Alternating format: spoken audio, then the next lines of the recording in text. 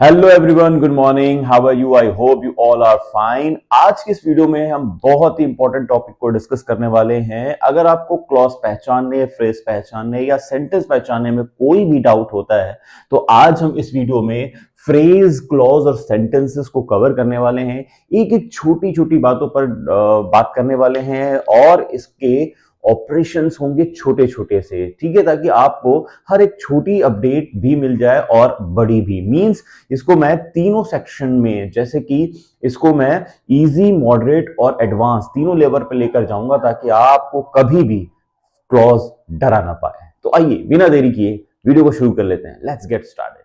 सो आ गए हैं अपने वीडियो में और डिस्कस करने वाले हैं फ्रेज, क्लॉज और सेंटेंस की detail definition with the examples.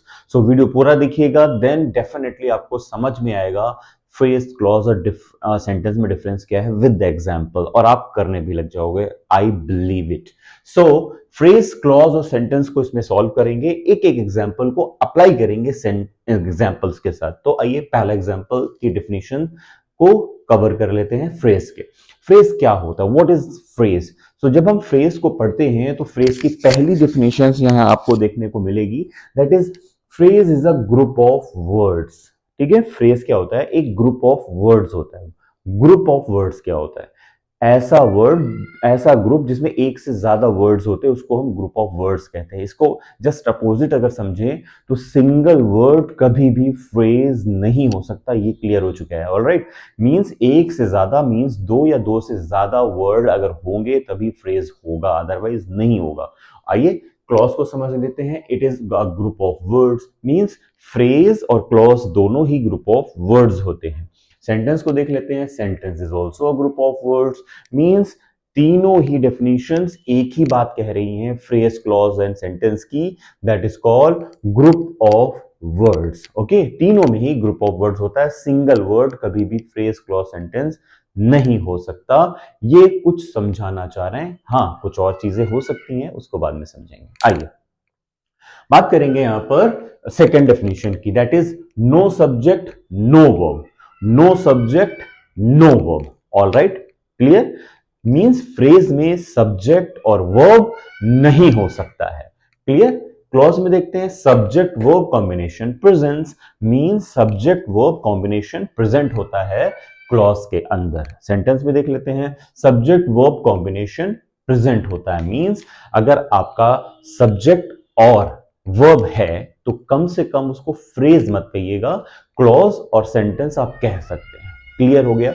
All right. Number third, it doesn't have complete meaning. जब इसमें सब्जेक्ट ही नहीं है, जब इसमें वर्ब ही नहीं है, जब सब्जेक्ट नहीं है, जब वर्ब नहीं है, तो मीनिंग कहां से क्लियर होगा? डेफिनेटली, इसीलिए इसका मीनिंग क्लियर नहीं होता है। लेकिन आइए क्लॉज में देखते हैं, it can give the complete meaning. Sub phrase can give the complete meaning and sometimes can not, means कभी देते हैं और कभी नहीं देते हैं। जब देते हैं तो क्या होता है, जब नहीं देते हैं तो क्या होता है? जब देते हैं तो इनको डिपेंडेंट, इंडिपेंडेंट क्लॉज, और जब नहीं देते हैं तो इसको हम डिपेंडेंट क्लॉज कहते हैं। ये दोनों क्या होते हैं अगले नेक्स्ट पार्ट में आपको समझ।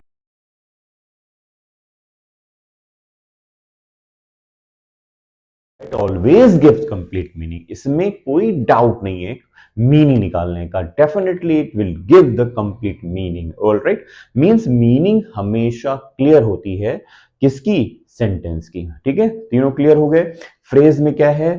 फ्रेज में ग्रुप ऑफ वर्ड्स है, तीनों में ग्रुप ऑफ वर्ड्स है। बात करें, सब्जेक्ट वर्ब प्रेजेंट नहीं होता है फ्रेज में, बाकी दोनों में होता है, क्लॉज और सेंटेंस में। तीनों मीनिंग क्लियर नहीं होती है फ्रेज में, और क्लॉज में समटाइम्स होती है, समटाइम्स नहीं होती है, और सेंटेंस में हमेशा होती है। ये तीनों एग्जांपल समझ में, डेफिनेशन समझ में आ गई। आइए अब एग्जांपल की बारी है, उसको सॉल्व करते हैं विद द डेफिनेशन अप्लाई करके। ठीक है, तो पहला यहां पर लिखा हुआ है, he is sitting on the sofa. वो सोफे पे क्या है? वो सोफे पे बैठा हुआ है। तो अगर सोफे पे बैठा है, इसको अप्लाई करते हैं फ्रेज में, इसमें ढूंढते हैं फ्रेज कहां है। देखिए, ही सिंगल वर्ड है, सब्जेक्ट है, फ्रेज नहीं हो सकता। इज वर्ब है, फ्रेज नहीं हो सकता। ऑन द सोफा, ये ना ही सब्जेक्ट है और ना ही ये वर्ब है, और ये ग्रुप ऑफ वर्ड्स भी है। हमको सिर्फ दो डेफिनेशन, एक डेफिनेशन नहीं देखनी है हमको, दोनों देखनी है। ऐसा नहीं है कि आप खाली सब्जेक्ट और वर्ब को एलिमिनेट कर रहे हैं और डिक्लेयर कर रहे हैं कि कोई ये फ्रेज हो सकता है, रॉन्ग हो जाएगा। आपको ये भी देखना है कि वो ग्रुप ऑफ वर्ड्स भी होना चाहिए, दोनों डेफिनेशन फॉलो करनी है। ऑलराइट, तो यहाँ पर ग्रुप ऑफ वर्ड्स कितने, 1 2 3 वर्ड्स हैं, इसलिए फ्रेज हो गया। यू सब्जेक्ट है, नहीं हो सकता। आर वर्ब है, नहीं हो सकता। आर डिलिजेंट स्टूडेंट, एक मेहनती student, you are a diligent student मतलब आप मेहनती हैं, आप हार्ड वर्किंग हैं, आप इंडस्ट्रियस हैं। तो ये हो गया आपका एक एग्जाम्पल किसका, फ्रेज का। आइए अब हम क्लॉज और सेंटेंस को सॉल्व कर लेते हैं। I know that you are wrong. Clause क्या होता है, क्लॉज क्या होता है, क्लॉज एक सेंटेंस के दो सेपरेट पार्ट्स हो सकते हैं, ठीक है, जो लेफ्ट या राइट से बनते हैं किसी ज्वाइंटर, किसी कनेक्टर के मिलने से, ठीक है। तो यहां पर कनेक्टर कौन है, दैट है, जिसके लेफ्ट वाला पोर्शन है आई नो और जिसका राइट वाला पोर्शन है दैट यू आर रॉन्ग। इसी पोर्शन को हम क्लॉज कहते हैं। मींस क्लॉज और सेंटेंस बिल्कुल एक ही जैसे दिखते हैं बट उनका यूज अलग अलग है। सेंटेंस को हम क्लॉज जरूर कहेंगे लेकिन कोई जरूरी नहीं है कि क्लॉज को हम सेंटेंस जरूर कहेंगे लेकिन कोई जरूरी नहीं है हर सेंटेंस को हम क्लॉज कहें। ऑलराइट, मींस हर क्लॉज सेंटेंस जरूर होगा, हर सेंटेंस क्लॉज नहीं हो सकता, ठीक है।